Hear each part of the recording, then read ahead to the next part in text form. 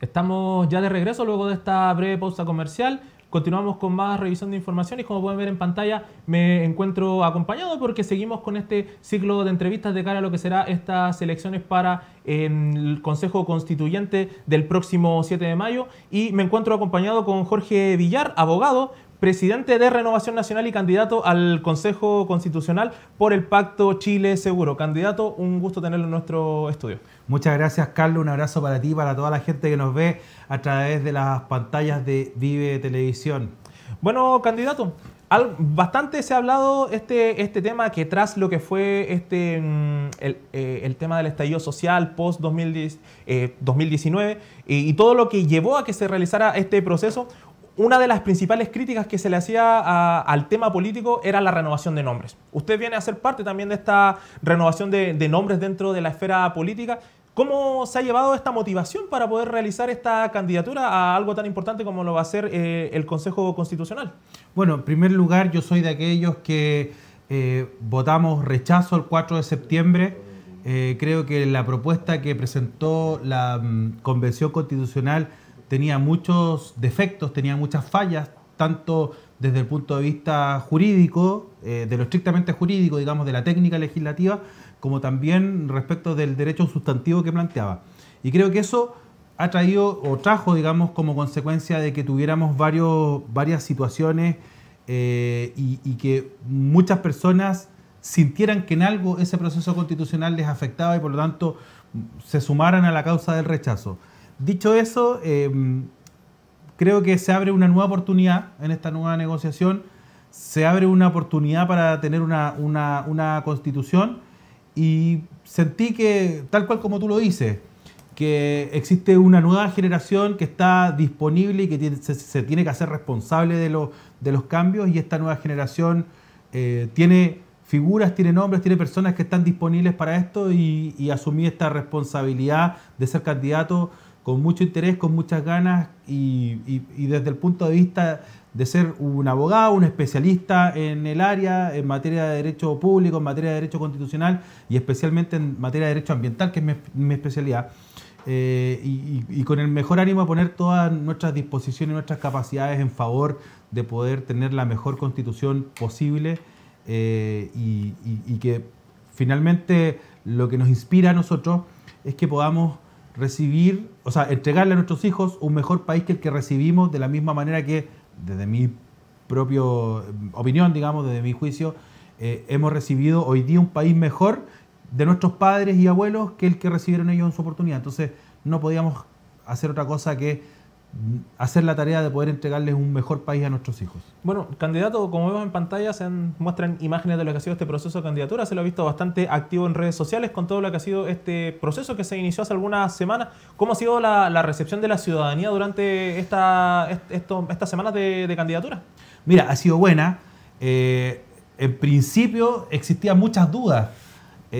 Mucha gente no sabía hasta hace 1 o 2 semanas atrás que había un nuevo proceso constitucional y que habían elecciones, en definitiva, que estas elecciones son obligatorias, que son el 7 de mayo, el domingo 7 de mayo, y por lo tanto nos ha tocado una tarea doble. Por una parte, informarle a la población, informarle a la ciudadanía que viene este nuevo proceso constitucional y este nuevo proceso electoral, y por otra parte, explicarles cuáles son las propuestas que nosotros tenemos para este proceso. Sí. Bueno, en este sentido, candidato, usted mencionaba recién, usted fue uno de los partidarios que votó por el rechazo en la última elección y en este sentido se ha hablado bastante de los errores que quizás, aciertos y errores que tuvo el anterior proceso. ¿Qué opina respecto a lo que no debería repetirse de cara a este nuevo proceso constitucional? A mi juicio, el error más grande que tuvo el anterior proceso constitucional fue que estableció una diferencia o una falta de equivalencia de proporciones en cuanto a poder político de los diferentes poderes del Estado.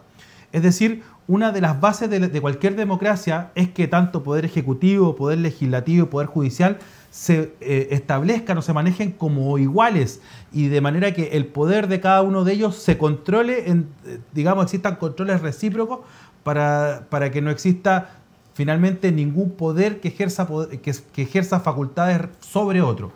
Y yo creo que ese era un error en el que se caía en el proceso constitucional anterior, en la propuesta de la Convención Constitucional. Teníamos un poder ejecutivo y un poder legislativo muy fuertes, muy poderosos, que ejercían facultades, por ejemplo, sobre el poder judicial. Lo que iba a significar en definitiva que íbamos a tener jueces que no iban a ser objetivos, que no iban a ser jueces autónomos y que iban a ser dependientes del poder político. Y no hay nada peor para un país que tener jueces dependientes del poder político. Sí. Bueno, candidato, en ese sentido, usted lo mencionaba, el tema de la división de los poderes del Estado y temas que fueron muy relevantes en el anterior proceso y que fueron quizás los artículos más complejos y que generaron más suspicacias de los diferentes sectores políticos. Se hablaba sobre todo el tema de la conformación del Congreso, que era mantener esta bicameralidad o volver a un Congreso unicameral y sacando el Senado. ¿Su postura respecto a esto? Mi postura es que tiene que ser un Congreso bicameral. Es fundamental que, así como el Poder Ejecutivo y el Poder Judicial de alguna forma ejercen controles respecto del Poder Legislativo, que dentro del Poder Legislativo no exista una sola cámara omnipotente, sino que existan dos cámaras que también se controlen entre sí. De esa forma tú vas generando algo que en ciencia política se llaman los contrapesos de poder.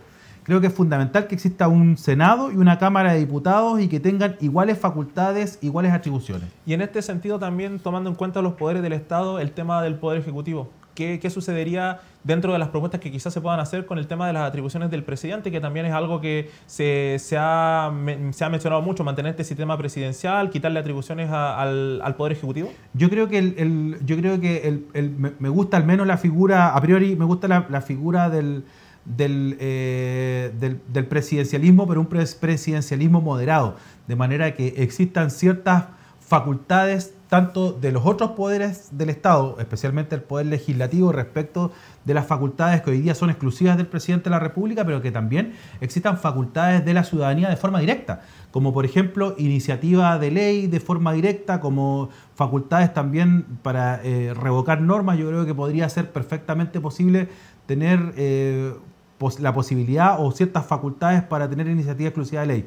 Lo importante y lo más importante es que exista responsabilidad fiscal en los cargos públicos. Y ese yo creo que es un elemento esencial, que la responsabilidad fiscal, es decir, del poder o del gasto público, esté radicado en el presidente de la República, de manera que sea el presidente de la República el que determine ese gasto fiscal y de manera que si ese gasto fiscal no se cumple, también sea él el responsable frente al incumplimiento de las normas de gasto fiscal. Sí, justo usted me mencionaba este punto con el tema del gasto fiscal, los cargos públicos, y algo que también se ha criticado bastante, el tema de transparencia y el acceso de personas a los cargos públicos. Se hablaba mucho también en el anterior proceso de que personas que hayan tenido conflictos con la ley, problemas, y que se ha visto en el ámbito político bastante, sobre todo en los últimos años, no debieran ejercer cargos públicos. ¿Cómo se debería materializar esto? Yo creo que una de las cosas que es rescatable, yo digo, he sido crítico del anterior proceso, he sido muy crítico respecto del proyecto constitucional que presentó la Convención, pero yo creo que una de las cosas rescatables está precisamente en materia de probidad. Yo creo que hay elementos muy rescatables del proceso constitucional anterior y específicamente la imposibilidad o la inhabilidad para acceder a cargos públicos de personas que han sido condenadas por delitos contra la probidad pública. Yo creo que eso es muy importante y eso lo vamos a apoyar de todas maneras. En este sentido, como usted lo menciona, ¿se podrían rescatar quizás algunos aspectos de del proceso constituyente pasado para poder quizás retomarlo en este nuevo proceso? Absolutamente, hay cosas que son absolutamente rescatables. Hay, por ejemplo, algunas normas relativas al área de los recursos naturales, del medio ambiente, que son absolutamente rescatables, específicamente en materia de probidad también. Hay muchas cosas que son absolutamente rescatables y que nosotros podemos con mucho énfasis digamos hacer el punto de que podrían ser recogidas en este nuevo texto constitucional. Candidato, en este sentido, algo que también se habla bastante a lo largo de todos los procesos constitucionales es que Chile es un país bastante centralista. Y no solo desde lo que es la capital hacia las regiones, sino que dentro de la misma región. Yo creo que usted, recorriendo los diferentes territorios, se ha dado cuenta de este proceso.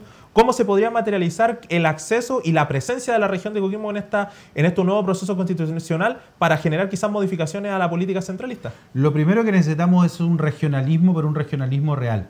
El regionalismo real significa de que tienen que tanto estar las atribuciones, las competencias para las autoridades regionales, pero además los recursos.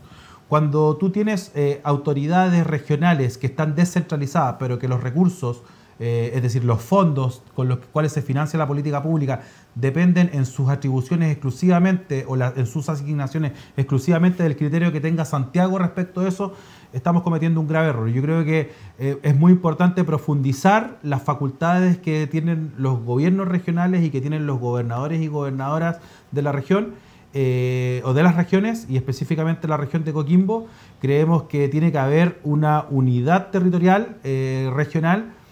No creemos en la plurinacionalidad, que es a mi juicio un error. Sí creemos en la multiculturalidad, creemos que tienen que ser reconocidos los pueblos originarios de Chile sin ninguna duda, pero no como naciones diferentes, sino que como diferentes énfasis culturales dentro de una misma nación. Bueno, candidato, usted lo mencionaba recién, usted es experto en derecho ambiental. Así es. Y una de los quizás aspectos más complejos que se ha visto en la región es el tema de la sequía y por lo tanto también el tema del acceso al agua, que por este proceso de sequía que de más de 10 años ha complicado bastante a diversas comunas de la región. En el anterior proceso se garantizaba el tema del derecho al agua, sobre todo para el consumo humano, que quizás es lo principal, viendo la situación de comunas como Río Hurtado, aquí en la región, que están bastante complicadas en esa materia.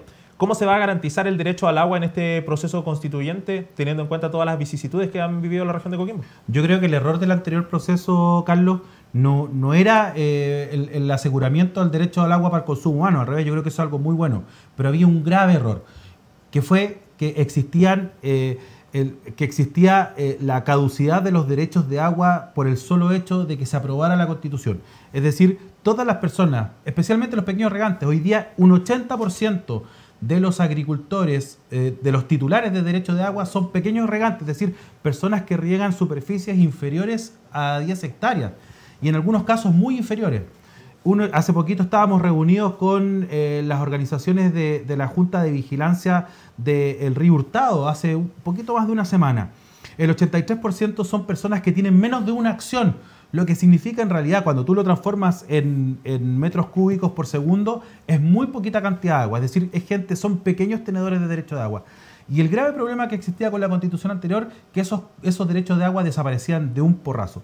Yo creo que el mérito de esta Constitución tiene que ser coexistir el consumo humano, que no es más de un 12%, con el riego o con un riego razonable. Y para eso es fundamental que los derechos de agua que son utilizados para industria, especialmente para la industria minera o para otros tipos de industria, que hay un porcentaje importante, más o menos un 35% de derechos de agua que se están usando para esos efectos, provenga de fuentes diferentes de agua dulce. Sí. Y para eso necesitamos un ambicioso proyecto de plantas de desalación, especialmente en nuestra región de Coquimbo.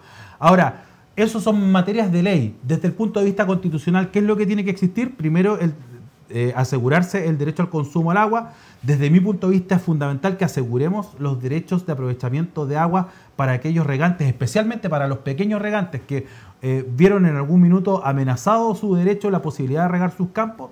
Y en tercer lugar, que también a través de la Constitución establezcamos la fórmula, los procesos suficientes para que mediante la bajada de leyes podamos finalmente asegurar que el agua para fines industriales provenga de fuentes diferentes del agua dulce. Bueno, candidato, en virtud al tiempo, son muchos los temas que se pueden tratar para este proceso, pero también queremos dejarle las pantallas abiertas aquí para que usted pueda enviar un mensaje a la ciudadanía de cara a lo que va a ser estas elecciones del próximo 7 de mayo. Muchas gracias, Carlos. Bueno, y para nosotros es muy importante, en primer lugar, recordarles a la gente, este 7 de mayo tenemos una elección que es muy importante, una elección donde vamos a fijar probablemente las personas que van a tener a su cargo redactar el futuro de Chile por los próximos 40 años. Y para eso creemos que es fundamental, primero, que exista mucha participación y segundo, poner énfasis en aquellos elementos que para nosotros son muy importantes y que deben estar sí o sí en una futura constitución. En primer lugar, un principio básico que es el principio de la libertad, que es el principio que hemos estado defendiendo desde hace muchos años. En segundo lugar, y ya para establecerlo en la propia constitución, primer lugar, seguridad, que la seguridad pública tenga un reconocimiento expreso en la Constitución Política de la República, que exista un capítulo especial para las Fuerzas Armadas y de Orden, que estén establecidas las atribuciones tanto de las policías como de las Fuerzas Armadas en esa propia Constitución, que además podamos reconocer a nivel constitucional un órgano que está faltando, que es la Defensoría de Víctimas. Hoy día el Estado le paga el abogado a un delincuente, pero una persona honesta, una persona que ha sido víctima de un delito, no tiene la posibilidad de defenderse si no es pagando un abogado particular. Adicionalmente, creemos que es fundamental que existan las organizaciones y la organización y coordinaciones entre las diferentes instituciones que tienen a su cargo la persecución penal. En segundo lugar, muy importante, la protección de la familia a través de los derechos sociales. Creo que es muy importante avanzar en esa materia, en materia de salud, educación, vivienda, y que estos derechos sociales prestacionales sean establecidos a través de políticas públicas a largo plazo y además que exista también que sean miradas, digamos, con responsabilidad fiscal. Y en tercer lugar, algo que es muy importante, Carlos, que nosotros podamos transformar o hacer manifestar que una constitución no solamente es una herramienta jurídica, sino que también tiene que ser una herramienta de desarrollo y de crecimiento económico. Y en ese sentido creemos que es importante una serie de instituciones como un Banco Central Autónomo, como una política pública en materia de desarrollo económico, que es fundamental para que todos los otros derechos sean posibles financiar, porque eso se financia a través de impuestos con los que colaboramos todos nosotros. Bueno, como pudieron ver, conversamos hoy con Jorge Villar, candidato de RN por el Pacto Chile Seguro de cara a este proceso de elecciones del próximo 7 de mayo. Como cada edición de nuestro informativo, dejamos abiertas nuevamente las pantallas para que el resto de los candidatos de cara a este proceso puedan ser partícipes y conversar sobre los temas de cara a este proceso del 7 de mayo, donde sabemos que lo más importante es que la ciudadanía vote informada. Junto a Jorge damos por finalizado nuestro informativo. Yo por mi parte me despido y nos encontramos en una nueva oportunidad. Hasta luego.